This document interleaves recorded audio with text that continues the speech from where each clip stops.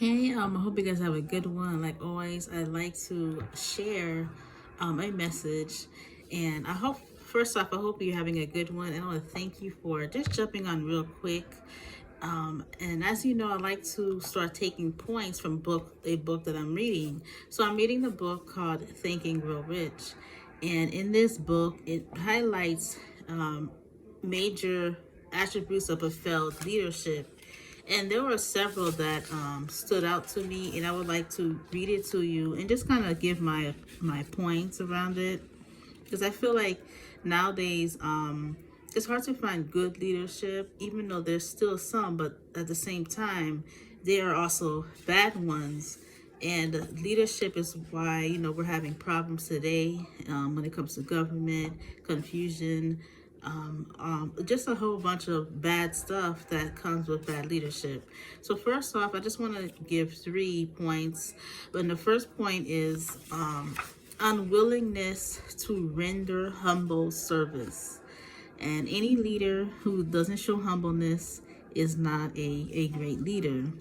In fact, humbleness is a good leadership, because it allows a humble leader to actually go back, fix his flaws, and actually help other people who are weak in certain areas and show them where their strength is. I wanted to talk about what the book highlights. It says, truly, great leaders are willing, when occasion demands, to perform in any sort of labor that they would ask another to perform. The greatest among ye shall be the servant of all, is a truth that all able leaders observe and respect. So, all leaders, what this book is trying to say is humbleness. It's an older book. It came out in the 1930s, but it has a lot of great points of what a failed leader is, and how humbleness should be something that should be required. Another point I want to highlight is selfishness. Yep, selfishness. Selfishness is a big trait that bad leaders have. It says in this book that leaders who claim all the honor for their work of their followers are sure to be met by resentment. They have to give the followers some credit.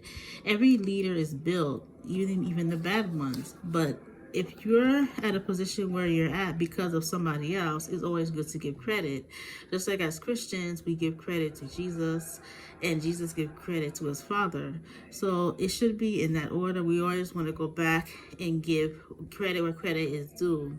So that's a good highlight, because selfishness is why there is so much serious problem, like we are talking about before, of why there is greed, chaos, and many other selfishness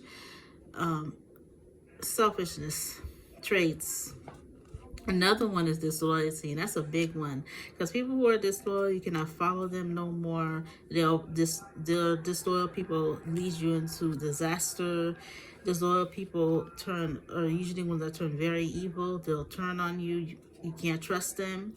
So in this book, it says leaders who are not loyal to their trust and to their associates, those above and below them, cannot long maintain their relationships.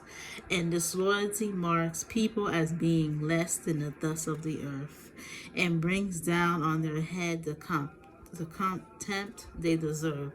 Lack of loyalty is one of the major causes of failure in every walk of life. So that's a big one. Disloyalty, remember that it marks people as being less than the dust of the earth. It's like almost like they're dead, because they don't have no ground that they're standing on. And so these are my 3 highlights of a failed leader. I would love to hear your points. I would like to hear your stories in the comment section of what a bad leader is, and an example of what how this leadership either failed you, or somebody or an organization you're working with. If you're working with that company, now you don't have to say the name of the company, but it's always good to give an example. That way you'll know what not to do if you were in a leadership role. In fact, all of us are leaders, even if we're leading ourselves. Anyways, I would like to thank you for taking time out just to show up and to give your viewpoints or just watch. And you guys have a good one, and more videos will sure to come. Bye.